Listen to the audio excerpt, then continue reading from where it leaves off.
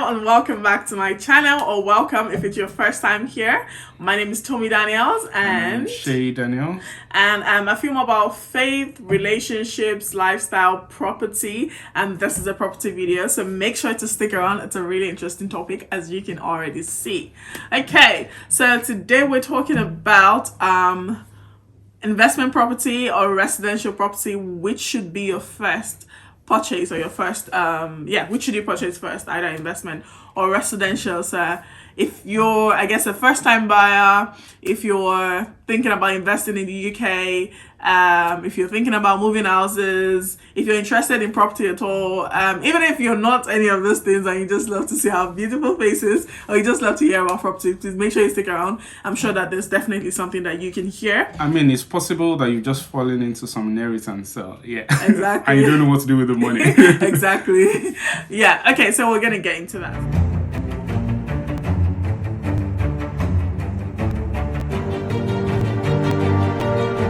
All right, so Shay, do you want to start us off? Actually, I think what we should do first is give like the pros and cons of both, and then towards the end of the video or later on in the video, we'll tell you exactly what we think and the best way we think you can approach this.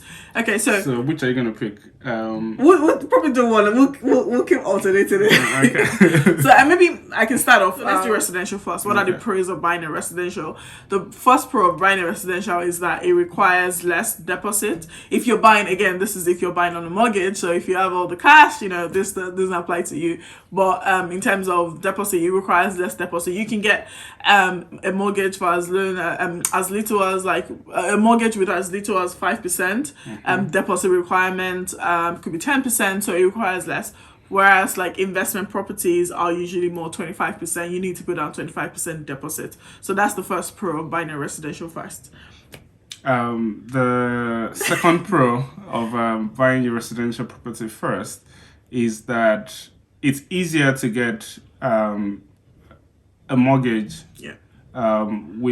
There's minimal requirements. All you need to do is have a 9 to 5, or if you're a contractor, have if you're self-employed, have your tax filed. Okay, yeah. And then another benefit, I guess, of buying your home first is because, one, knowing that you're a complete novice in property, probably, for most people watching this who are yet to buy, it kind of gives you that first-hand experience of the whole process. So I did a video, and you should check that out, where I talk about like the full process of buying a property, from start to finish, from the offer, estate agents, conveyancing, all of that, till you get your keys. I talked about the process. I would link that as well, so make sure you check that out. But since you're a novice, if you're learning with your own property, if you're making all the mistakes or asking all the questions with your own property, I guess it's better, or it could be better in that way. So you get to learn and really experience the full process, with it being your first home, as against an investment property, where the whole purpose of an investment property is it's something that you're trying to make money off of. So you don't want, that's not where you want to be making mistakes, if you get what I mean. So I think that's another positive of buying an investment property, or buying with an investment. Buying a resi first before buying your investment property. And you couldn't compare. I think we're doing it simultaneously. In terms of another pro of buying your residential property first is it gives you skin in the game, and it's a low barrier to entering the property ladder. Skin in the game meaning that at least you know something about property, and you've bought one property. And I think there's a lot of people would easily make excuses. Even the system is so set up to help you buy your first property. So, and the moment you get that, you've got skin in the game for whatever you want to do. You've got Okay, so I think that's a few positives we're giving you. So now, what are the negatives of buying a property, of buying your own residential home as your first property? I think one of the main ones will probably be that it may cause you to start later or to get on the property ladder later, simply because when it comes to your own home, you're a bit more sentimental about it. You want to live in the nicest area, you want to live in the best house, you want to have the biggest house, your requirements are like probably endless, right? You want everything like you with the tiny budget, so because of that, you probably wouldn't want to compromise on certain things. You want to have, like, you're probably very specific on the area, you're very specific on the type of house, on the neighborhood and stuff like that. So because of that, because those things that you want may need a bigger budget, because of that, sometimes you're probably now delaying, buying, because you're thinking, okay, I need to save more for the kind of property or for the kind of neighborhood I need to. So rather than when you get started with whatever you have or whatever monetary resources you have at the time, you probably will find yourself, stalling and trying to save more and get more, not realizing that the property prices are going to keep increasing. So if you're thinking I need to save for 1 year and need to save 30,000 more, really in a year's time it's probably not 30,000, maybe it's 60,000 you need by then. So I think that's one of the negatives, because it's a sentimental purchase, right? So you're just you probably would need a bigger budget, and because of that it delays you getting on the property ladder. So yeah, that's one of the negatives, I think. I think another negative which we personally experience is that you get emotional about the property and you do it to your own taste.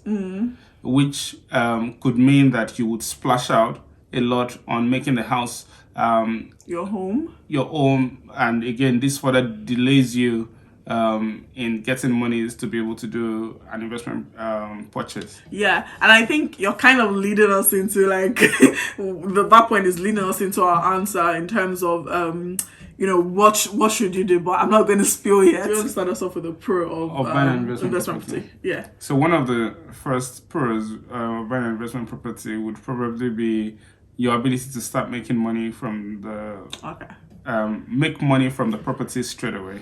Okay.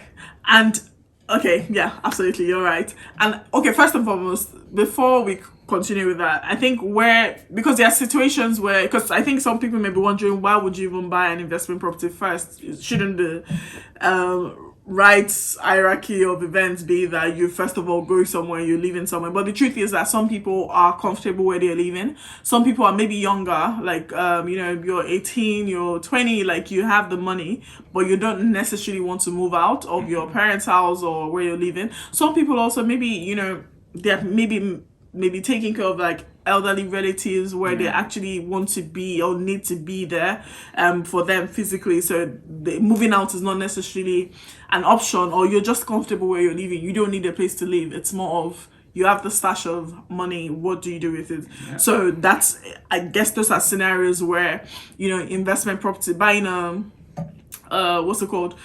residential property may not necessarily be the next step for you, but then do you just keep waiting until you're ready to move out? Not necessarily. So those are scenarios. So in terms of again, the positive, I think we've said it, like, if you rather than wait, because it's not going to be a sentimental purchase, you're able to like just get started immediately. You're not as strict on the areas and what the neighborhood is like, because you know that if it's an investment property, depending on what you want to do with the property, you're probably going to find people to rent it. You're going to find, you're going to find, a use for it. Really, as long as you bought it for the right. I mean, it's not like going to buy an investment property, a house that is right in the middle of like commercial units. Of course, that may not be very usable for the end user. But I think it's like the fact that you can get into the game quicker, because you're not as sentimental, and you can put your budget down, you can go further out from your choice area, and where if property prices are cheaper on that side. So yeah,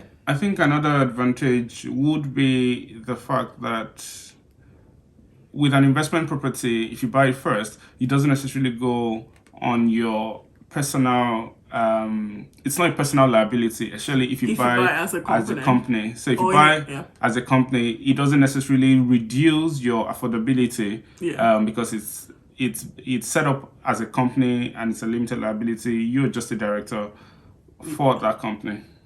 Okay, so now let's go into the negatives of buying an investment property. And I think the first one for me would be that not all lenders will be happy to lend. Again, going back to if you're buying with a mortgage, not all mortgage lenders will be happy to, lend on that because you don't have the first, like some lenders require that you have a Your property, so you have your residential first. So it reduces the amount of lenders that you have open to you. Having said that, it only reduces it. It doesn't like you still have quite a good number of lenders that will lend on that. So you should definitely speak to your broker if you're thinking about buying an investment property first. It may not be as easy as just walking into your bank to say I want this, because I think it's even Halifax or so, they don't lend on, they don't even like, you need it before. You can't get a buy to let with Halifax except you've already had a buy to let.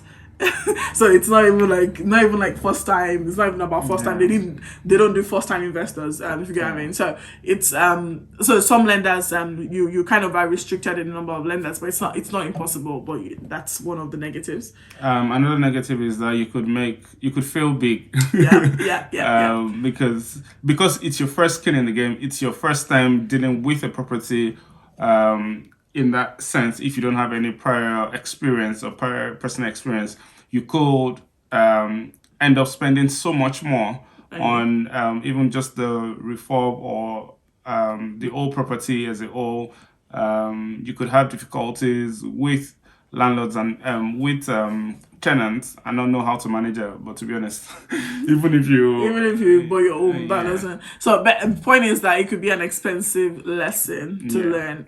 It could be an expensive learning curve. I guess, which is why it's important to get training, learn from people. But yeah, so I think now let's get into it. Let's get into what is our recommendation. So if someone came to you today and said, I have this amount of money, I want to buy an investment, or I want to buy a residential, what should I do first? What will you tell them? I think there's no one way, or there's no one right answer. You've got to find out what the person's situation is.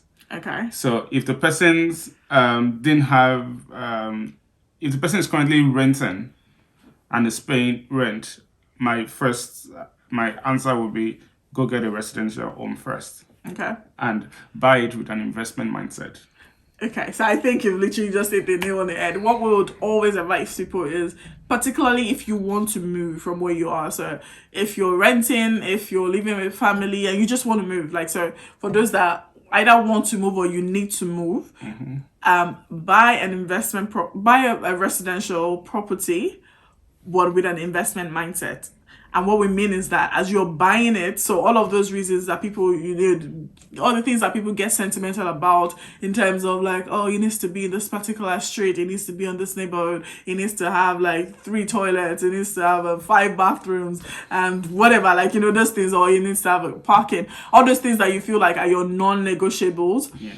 If you think about it from an investment point of view, you're going in there knowing that, yes, I'm buying. I think that's one of the mistakes. People are buying it thinking it's going to be their forever home. But really, chances of you buying a property and living there for the rest of your life, as a young person especially, is very, very slim. So if you understand that I'm not going to live here forever, I can move in a year's time, I can move in 2 years' time. As a matter of fact, we moved less than 2 years after we bought our first property. Yeah. So if you go into it, buy it as a residential property, and you're going to live there, but knowing you're with an investment mindset, in the sense that you're thinking, okay, when I get to a point where I can move out, or maybe not sell it, but I will even sell it as well. So either you sell it or you rent it out and buy your second property or another property.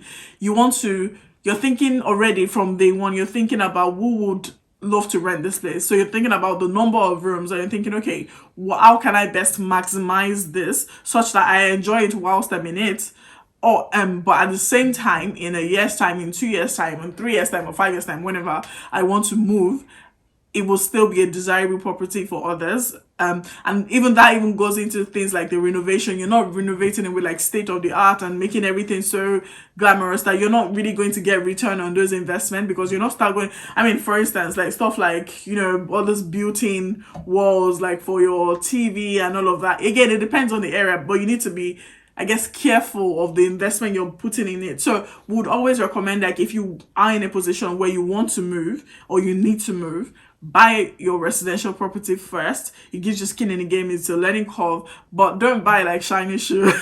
Yeah, so whilst we're saying, buy as an investment, buy a residential property with an investment mindset. So basically, all we're trying to say is we want you to be able to buy your residential home in a year or less. You're able to pull out whatever deposit you put into the property and more. Hopefully plus the renovation costs. Yeah. And which is a win-win. So it means that you bought the property, for example, with 100,000. Well, probably not as much as that, but in a year's time, you're able to pull out that 100,000 through refinancing or remortgaging, or you could just leave the equity in the property and reduce your monthly mortgage expenses. Now, that is the whole concept of buying as an investment property. Buying your residential home as an investment or with an investment mindset. Whether you decide to sell it off or you decide to rent it out, at the end of the day, you know that you've gotten capital gains or capital equity appreciation from that property. Yeah, and that's the second point. We say, like, we almost, like, we're not fans of new build. We are fans in the sense that we will eventually, like, get into building new builds ourselves. So we're not saying we're fans in that sense from an investment point of view, but in terms of being the user, like end user, we're not fans of new builds. So simply because of capital growth. If you're an investor that is just looking for someone to keep your money, you're not really looking. It's not like I just have like this stash of money and I just want to keep it somewhere, knowing somewhere that it's safe. It's not, somewhere that, it's not, what's the thing like, it doesn't fluctuate. Like, I know that it's kind of safe in there. And in 20 years time, I can, see what it's doing. Like, that's different. But if you're an investor, if you're someone that, you're thinking about doing like rinsing and repeating, basically, doing an investment, pulling out money, doing the next one, and still having the monthly cash flow from these properties. So you want to be able to be in a position where you can pull out money, and new builds don't necessarily do that for you because usually they're more expensive and some of them even go into negative equity in the first few years. So it's a new build is already, it's priced that it's like the prime price, like you're paying a premium for it, right? So there's no, you're not going to do a new build and start doing works to it and saying, oh, like, I want to get it revalued in 3 months time. What could you have done to it in 3 months time, or in a year's time? Really, that's if he hasn't even, because sometimes new builds are overpriced. So the negative equity means that they even go down in value in the first few years, as against buying an older property. You do the works yourself. And the whole point of it is that you're doing the works yourself. You're able to, you increase the value in a short amount of time, 3 months, 6 months, 1 year. And you can pull that, equity or that value, that additional value out. So you're not only pulling out what you've put in, but more. And that more and everything you pull out can be your deposit for your next home. And, you can now go and decide to splash out and, have a bit more because you've compromised on maybe some of the things that you wanted in your first home. But now you're in a position to basically pull that out, buy your second home. So you still keep that as a property, change that to a buy-to-let, mortgage, and or you get consent to let on it, for a period of time, and then you're getting monthly cash flow from it, but then you still have the joy of living in somewhere that now you prefer. Now maybe it's more like, and even in that time, because then you're learning, because it's your first home, you're kind of learning what you need in a property. For instance, things that, so for instance, like for our first property, it was run down. Again, check out the video, check out the property series. It was completely run down. There was no dishwasher. And when we did it as well, we still didn't have any dishwasher. But we realized that living together, we realized that washing plates wasn't something that we really wanted to spend our time doing. So we knew that getting a dishwasher is a non-negotiable for us, like in our next house. So things like that, you get to know a bit more about yourself and what you like, what you don't like, what you need in a home, what you don't need. So you can have that first one as a training ground, I guess, and then you'd be in a position to buy another property in a very short amount of time, versus if it's a new build and it doesn't really add any value. By the time even if you decide to sell it in 2 years, you probably don't really get anything out of it. So you're almost like you're still at the same level you were 2 years ago. So, just to help, pin this simply, and I know Tommy has said a whole lot of jargons that you probably don't know, especially if you're new to the whole property game altogether. Put it this way: if you saved to buy your residential property, Yeah. imagine it took you 3 years of work, or 4 years, or 6 years of work and saving to get enough deposit to buy your residential property. Now, imagine if you wanted to do, and you only need, say, 10% deposit to buy your residential, and to buy an investment property, you need 25% capital deposit. Now, imagine if it took you 6 years to save 10,000. Let's hope that there's growth on your side and you have a better income. job, and then you're able to get money quicker through other sources of income. Say it then takes you another 5 years to actually save 25% to buy another property. So it means that from the word go, you probably need about 10 years to be able to buy your first investment property. But if you do it right, if you buy residential with an investment mindset, you have a high chance that just from buying your residential property, you'll be able to pull out enough money through a process called remortgaging or refinancing to buy your investment property. And that is what we did. While still keeping So while still keeping your if you wanted first to.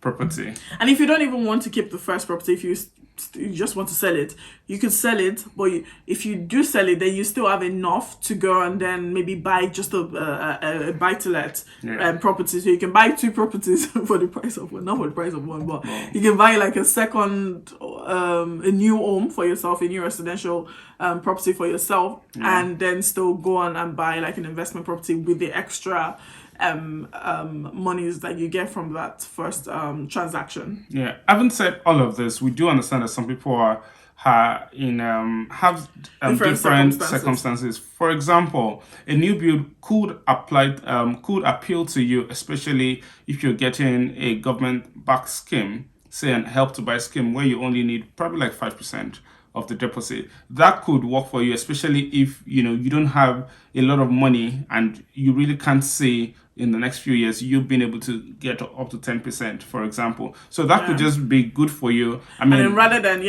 absolutely, and rather, sorry to cut you, rather than actually saying, oh, let me wait till I can afford this, I think we always advise buy today. Like today is always a good time to buy. Like don't wait till tomorrow. Yesterday is always a good time to buy because So yeah, you're right. And so there could be. So I guess we're putting this caveat out there just to say that this is our general advice, but there could be specific situations or circumstances that mean that this advice isn't applicable to you. So you just need to wait and you know what exactly applies to you. But if you do have any questions about what we've said, or maybe you don't understand any of the terms, or you just want more like understanding, or you need more clarity, just leave those comments and those questions in the comment section on YouTube, not DMs. Like I'm getting like all of this. I understand like some of them are like peculiar situations, not necessarily things that you put out there. So DMs are welcome as well. Again, our Instagram and those are always in the description